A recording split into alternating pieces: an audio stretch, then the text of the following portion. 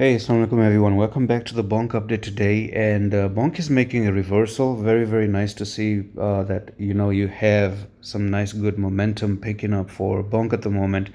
So one thing is pretty clear that you probably have already broken the downtrend. So if we take all that trend line, look at this, right? So pretty much a very, very clear break of the downtrend already has happened. So there you go, right? So here you are, your trend line and a retest. Everything looks really, really good. So you started off with resistance down, resistance down, resistance down, break to the upside, fall back for the retest as well.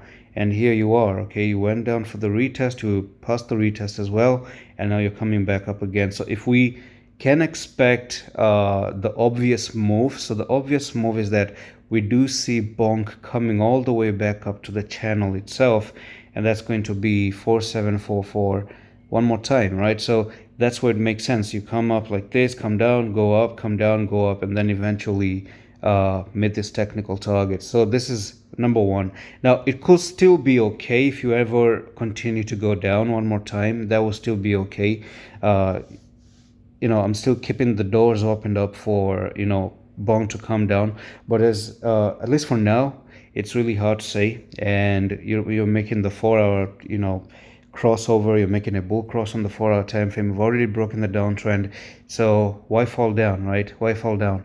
Well, I think if you were about to fall down, by the way, then 2103 for me is going to be the dead end. If you come down like this and take this out, you could actually just flip all the way down here and maybe from there start to move to the upside one more time, because that's exactly where you have your trend line going on at the moment, which is still going to be the safest place ever.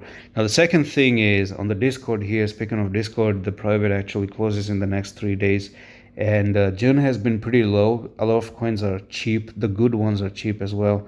If anyone is looking forward for grabbing something for the next bull run, because I think my personal take is that Bitcoin is about to get to the upside. It's about to boom, hopefully even to 100k, hopefully, right?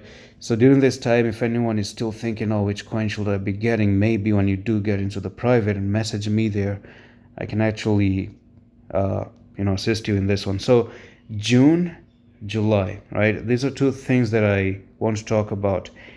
On any given month of June, you had the red, you had the green, okay? You had the red, green, and you can see it for yourself.